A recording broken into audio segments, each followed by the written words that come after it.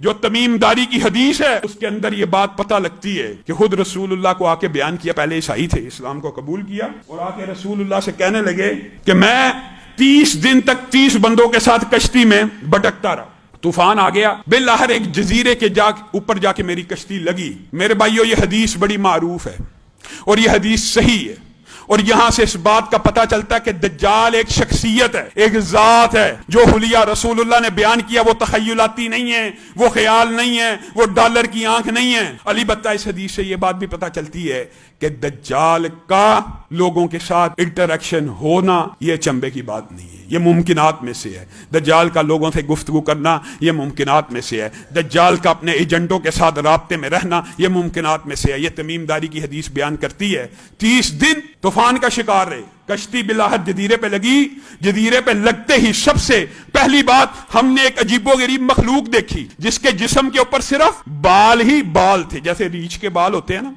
لیکن ریچھ سے بھی اتنے بڑے تھے، ریچھ کا منہ تو پتہ چلتا ہے نا کہ کہاں ہے، اور دم تو پتہ لگتی ہے نا کہ کہاں ہے۔ صحابی بیان کرتے ہیں اتنے زیادہ بال تھے کہ ہم یہ جج نہ کر سکے کہ اس کا منہ کس طرف ہے اور اس کی دم کس طرف ہے، اور اس سے پوچھا بدبخت تو کون ہے؟ تو وہ کہنے لگی میں جساسا ہوں، میں جاسوس ہوں۔ مراد یہ ہے کس کی؟ اس بندے کی، مراد دجال۔ کہاں پہ؟ خانقاہ میں بیٹھا ہوا تم لوگوں کا منتظر ہے، جو بھی یہاں پہ اترتا ہے اس سے خبریں لیتا ہے، پوچھتا ہے۔ تو یہاں سے یہ بات ثابت ہوتی ہے کہ دجال لوگوں کے ساتھ انٹریکشن کرتا ہے، اور اللہ تعالیٰ نے اس کے لیے ایک ایسا خادم مقرر کیا ہوا ہے جس کو جساسا کہا گیا ہے، جو گفتگو بھی کرتا ہے اور لوگوں کو اس سے ملواتا بھی ہے۔ اور حدیث کے اندر ایک بات اور بھی آتی ہے، ابن سیاد کی حدیث میں ابن سیاد نے قسم کھا کے یہ بات کہی تھی، بات لمبی ہو جائے گی۔ ابن سیاد کے بارے میں بعض صحابہ کا یہ خیال تھا کہ یہی دجال ہے، تو ابن سیاد نے اپنے بارے میں چند باتیں کہیں جو ایسی تھیں جو حدیث کے مطابق تھیں۔ کہا کیا تم نے نبی کریم سے نہیں تھا سنا کہ دجال مدینہ میں داخل نہیں ہوگا؟ میں تو مدینہ میں پیدا ہوا ہوں۔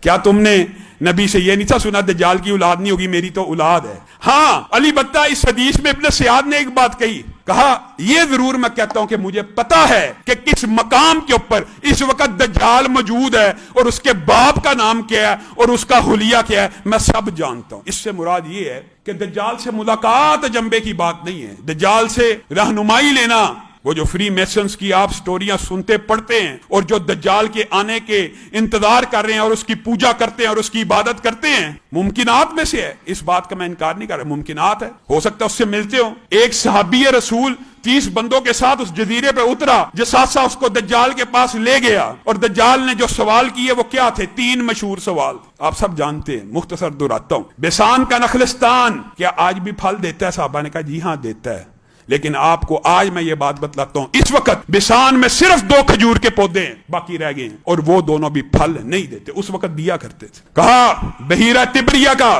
پانی چل رہا ہے کہ بند ہو چکا؟ صحابہ نے کہا چل رہا ہے، آج بھی وہ پانی ابھی بند نہیں ہوا، ترکی اور اردن کے سرحد کے قریب یہ بحیرہ موجود ہے۔ البتہ اس میں پانی کی کمی واقع ہو گئی ہے، اور یہ بات بھی سائنسدان کہتے ہیں ہمیں معلوم نہیں ہے، وجہ اور سبب کا پتہ نہیں ہے کہ اس میں کمی واقع کیوں ہو رہی ہے، لیکن دجال نے جو 3 سوال پوچھے تھے ان میں سے ایک بیسان کا نخلستان کھجوریں دیتا ہے، صحابی نے کہا دیتا ہے۔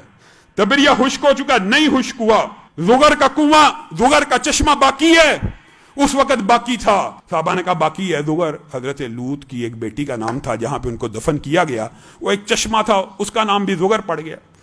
آج وہ چشمہ بھی خشک ہو چکا، تبریہ کا پانی باقی ہے، لیکن چشمہ اور بیسان کے نخلستان خشک ہو چکے ہیں، پھل نہیں دیتے۔ چوتھا سوال جو آپ سب جانتے ہیں، دجال نے پوچھا کیا امیوں کا نبی آ چکا ہے؟